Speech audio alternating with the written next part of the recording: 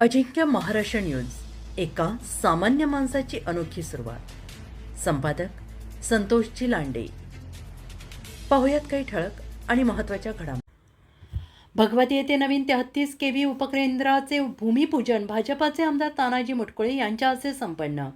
सेनगाव तालुक्यातील भगवती, नवीन भगवती तसेच अनेक गावांमध्ये तसेच शेतीसाठी विजेचा प्रश्न गंभीर बनलेला होता. या भागातील अनेक शेतकऱ्यांनी विद्युत कोटेशन भरले होते. शेतीसाठी वीज मिळत नसल्याने अनेक वेळा शेतकऱ्यांनी वीज वितरणाच्या विरोधात आंदोलन केले, तर शेतकऱ्यांनी भाजपाचे आमदार तानाजी मुटकुळे यांच्याकडे वीज उपलब्ध करून देण्याची मागणी केली. भाजपाचे आमदार तानाजी मुटकुळे यांनी वेळोवेळी प्रशासनाकडून पाठपुरावा केल्याने भगवती येथील गायरान जमिनीवर 33 केव्ही उपकेंद्राला मंजुरी मिळाली आणि याचे उद्घाटन दिनांक 10 जुलै रोजी सकाळी 10 वाजता भाजपाचे आमदार यांच्या हस्ते विविध मान्यवरांच्या उपस्थितीत संपन्न झाले. यावेळी भाजपाचे आमदार तानाजीराव मुटकुळे, के शिंदे, वीज वितरणाचे इंजिनियर पी पाटील, भगवती येथील सरपंच वसुदेव जाधव, माजोड येथील सरपंच सुरेश मुळे,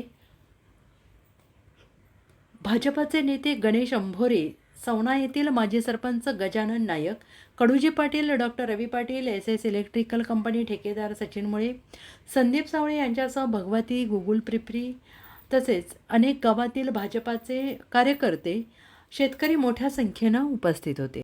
यावेळी भगवती येथे सुरू होत असलेल्या 33 केव्ही उपकेंद्राचे काम सुरू झाल्यास या परिसरातील अनेक गावांचा विजेचा प्रश्न सुटणार आहे. अजिंक्य महाराष्ट्र न्यूजसोबत सिकंदर पठाण, सेनगाव, हिंगोली.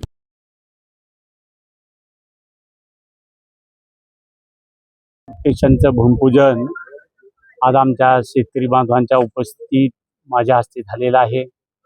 ह्या 33 केव्हीची मागणी अनेक वर्षाची होती आणि ती आज पूर्णत्वास गेलेली आहे आणि शेतकरी बांधवांच्या चेहऱ्यावरला जो आनंद आहे तो आनंद पाहून मला सुद्धा खूप मोठं समाधान वाटत आहे.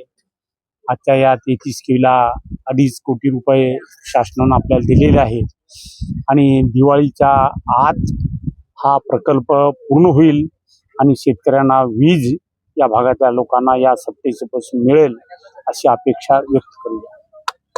म्हणून या सीझनला ते कापी पडावं, कारण आपण भाग्यवान आहात. पेनगंगा नदीच्या काठावर आपण वसलात, नाही तर पिण्याच्या पाण्याची सुद्धा व्यवस्था पलीकडे आमच्या ब्राह्मणवाड्याचे कोणी सरपंच, ब्राह्मणवाड्यावाले आमचे वायताळ, ब्राह्मणवाडा असो, आमचा आंबाळा असो, इकडं माळेवरा असो, खंडाळा असो, त्या लोकांना टँकरनं पाणी लागतंय. पण तुमच्याकडे आता इथे बोर केला म्हणतात, काल तर हे करून पाणी म्हणतात, 3-4 गावाला पाणी पुरलं, असं पाणी इथं लागलं. म्हणून पाण्याचा भाग असून सुद्धा शेतीला पाणी देता येत नव्हतं.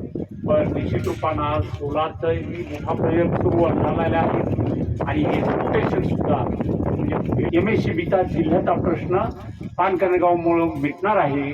म्हणून आपल्याला आता शेतकरी बांधवांना विजेची चिंता तुमची मिटलेली आहे, म्हणून आपण त्याची काळजी करू नका.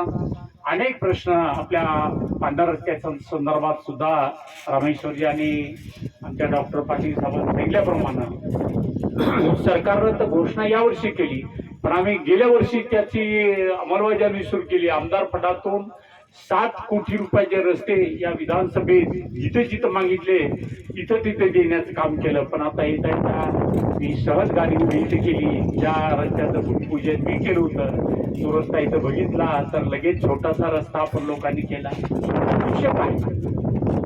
आता बैलगाड्याचा आहेत का बैलगाड्या गावले आणि 33 फुटापेक्षा कमी कुठंच रस्ते नाही. एका शेतकऱ्यात कुठलंच अडवलं नाही. एवढी काळीची जमीन, चांगली जमीन त्यांनी रस्त्याची किंमत काय आहे ते त्यांना करावी.